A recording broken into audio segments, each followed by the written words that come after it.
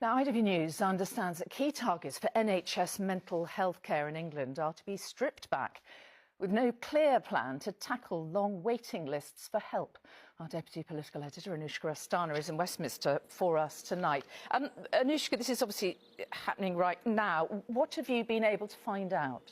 So on Thursday, the government is going to publish what is known as the planning guidance, which is basically a detailed instruction to NHS bosses on their priorities for this year and next. And the big focus for the NHS right now is trying to get 92% of people who are waiting for elective procedures, all physical health, seen within 18 weeks. That's to focus on that waiting list for physical health. But here's the problem. There are 1.6 million people waiting for mental health procedures, and they are not included in any of that. And I'm told from sources that the planning guidance does not have a plan for that waiting list. And there are also a worry that many smaller targets are being brushed aside in order to focus on the big one. And among those that may be threatened include the diagnosis rate for dementia, how fast people are seen if they've got an eating disorder, and also whether or not someone with severe mental illness gets a physical health check once a year, which is really important because the Royal College